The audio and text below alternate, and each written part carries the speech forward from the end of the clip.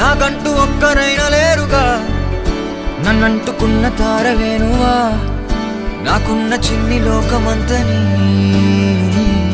పిలుపేగా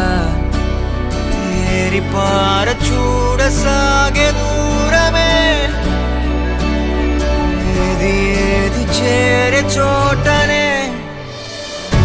సాగే చలములాగేనే